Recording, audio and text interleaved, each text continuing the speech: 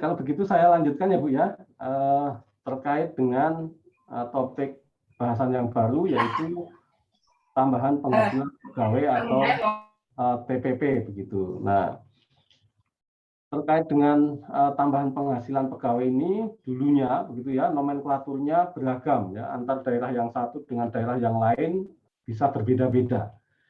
Nah, padahal perbedaan-perbedaan itu sebenarnya kalau kita runut itu cantolan hukumnya begitu ya, peraturan perundangannya juga berbeda-beda begitu ya. Nah, ada yang sudah menyebut dengan nomenklatur tambahan penghasilan pegawai atau TPP begitu ya. Kemudian ada tunjangan kinerja daerah atau TKD begitu ya.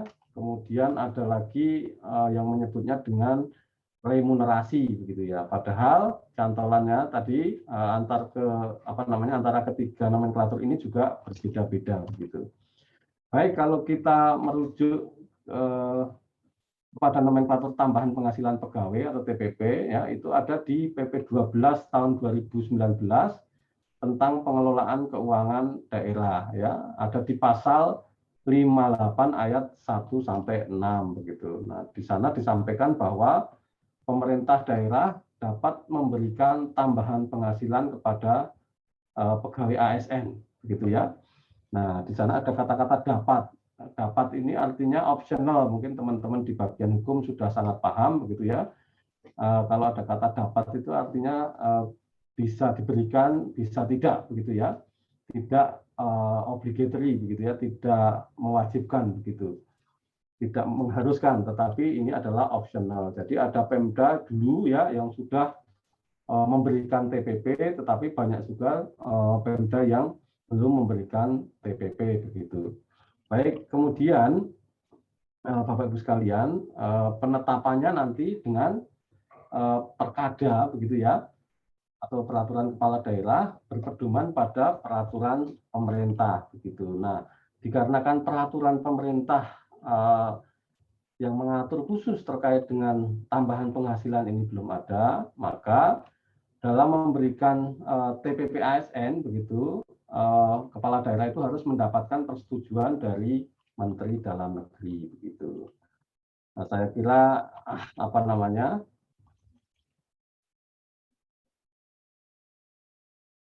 kita sudah clear. Kemudian di ayat 2-nya, pasal 58 ayat 2 tadi, bahwa tambahan penghasilan sebagaimana dimaksud ayat 1. Ayat 1 itu artinya pemerintah daerah dapat memberikan TPP ASN tadi, diberikan berdasarkan pertimbangan beban kerja, tempat bertugas, kondisi kerja, kelangkaan profesi, prestasi kerja, dan atau pertimbangan objektif lainnya. Jadi ada 6 kriteria. Ya. Yang pertama adalah kriteria beban kerja, kemudian tempat bertugas, kemudian kondisi kerja, ya, kemudian kelangkaan profesi, begitu ya, kemudian prestasi kerja, dan atau pertimbangan objektif lainnya. Jadi kriteria-kriteria ini bisa kita ibaratkan seperti kalau kita masuk ke rumah makan Padang, begitu ya, itu masuk, kemudian disajikan 6 menu, begitu ya, di piring-piring itu.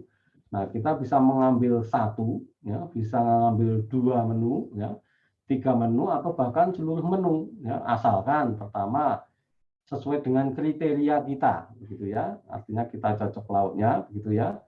Kemudian yang kedua adalah jika ada uang untuk membayarnya begitu ya, artinya kemampuan daerah untuk membayar seluruh kriteria tadi ya untuk masing-masing pegawai mencukupi begitu. Jadi kriteria-kriteria ini bisa diberikan 1, 2, atau bahkan semuanya, begitu ya.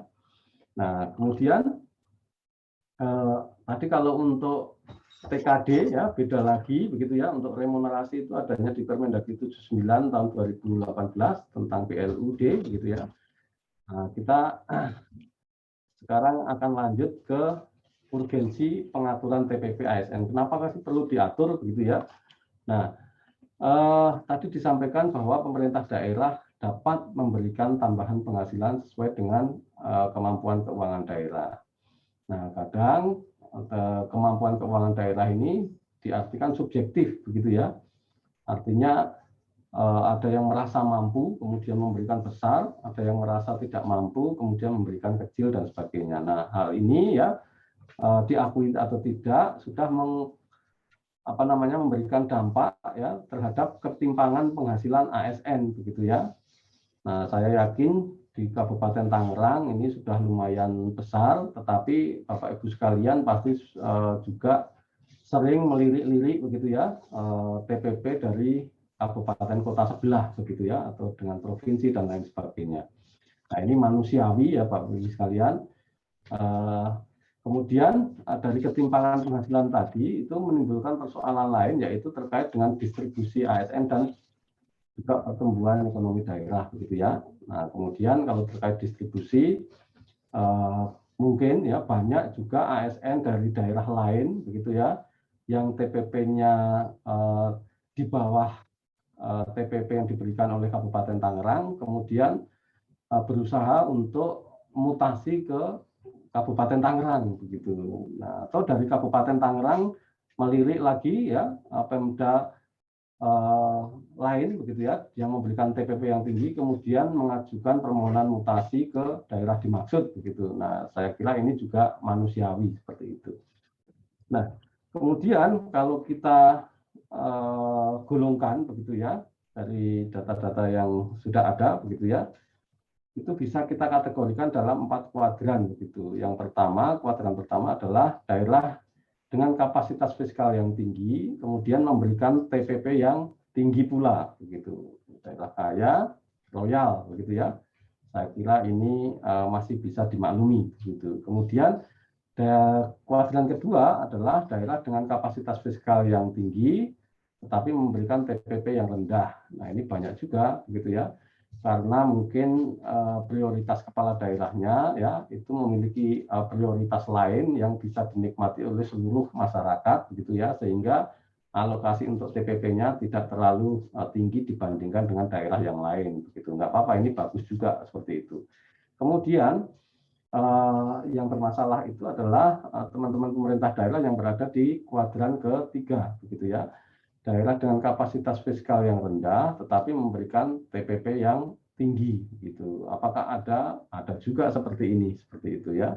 Kemudian di kuadran keempat adalah daerah dengan kapasitas fiskal yang rendah, kemudian memberikan TPP yang rendah pula, seperti itu. Jadi ini bisa dimaklumi begitu atau wajar, begitu.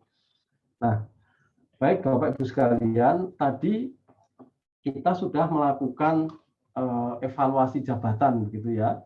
Evaluasi jabatan hasilnya adalah kelas jabatan begitu ya. Nah, kemudian untuk apa begitu ya kelas jabatan ini? Nah, tujuan evaluasi jabatan adalah memperoleh dasar atau basis yang dianggap adil untuk membuat peringkat jabatan. Jadi peringkat jabatan itu antar jabatan yang berbeda, ruang lingkup pekerjaan, pengetahuan yang dibutuhkan, resiko dan sebagainya, maka berbeda pula peringkatnya, begitu ya. Tadi sudah clear. Nah, digunakan untuk apa? Dapat digunakan sebagai dasar pola karir dan pemberian kompensasi seperti itu. Jadi pola karir itu artinya misalkan eselon 4 ya, eselon 4 yang memang kelas 8 begitu ya, karena di bawahnya tidak ada jabatan pelaksana dengan kelas 7 gitu ya, secara peta jabatan tidak ada atau tidak membutuhkan itu sehingga kelasnya 8. Tapi mungkin belum akan promosi begitu ya, belum akan promosi eselon 3 karena kotaknya terbatas, tetapi prestasi yang bersangkutan bagus, maka bisa diberikan mutasi ke eselon 4 yang lain dengan kelas 9. Ya, artinya apa? Sudah ada promosi dalam tanda kutip di situ ya, dari kelas 8 ke kelas 9. Artinya nanti kompensasi TPP-nya pun bisa menjadi lebih tinggi dan sebagainya. Atau misalkan jabatan pelaksana ya dari kelas 6 begitu ya, kemudian karena memang sudah memiliki persyaratan pendidikan dengan jenjang S1 begitu ya, kemudian karena prestasinya bagus begitu bisa dimutasikan atau dipindahkan ke jabatan pelaksana dengan kelas 7 dan sebagainya, sehingga TPP-nya bisa lebih tinggi begitu. Nah, kemudian saya kira nanti bisa dibaca sendiri begitu ya. Nah, tadi disampaikan ada beberapa kasus terkait dengan kelas jabatan gitu ya. Kasus yang pertama adalah jabatan eselon 4 yang secara identifikasi kebutuhan jabatannya atau secara peta jabatannya itu membutuhkan jabatan pelaksana sekelas analis begitu ya, tetapi pada waktu validasi tidak ada pemangkunya begitu ya, sehingga faktor 5-nya menjadi turun begitu ya, yang harusnya faktor 5 tingkat 3 menjadi faktor 5 tingkat 2 begitu ya, sehingga skornya turun kumulasinya, sehingga kelas jabatannya masuk ke interval kelas 8. Nah, yang begini-begini ini ya kita sudah berikan exit door, yaitu diberikan TPP dengan kriteria kondisi kerja gitu ya. Sehingga meskipun kelas jabatannya masih 8, tetapi TPP-nya bisa sama atau bahkan melebihi teman-teman yang kelas 9 tadi begitu ya. Tadi disampaikan bahwa terkait dengan kepegawaian ini kan di luar kemampuan eselon 4-nya begitu ya. Tidak ada yang salah dengan eselon 4-nya itu, tetapi kenapa dihukum dengan diberikan kelas 8 begitu ya. Padahal sejatinya juga memerlukan jabatan sekelas analis itu begitu kan.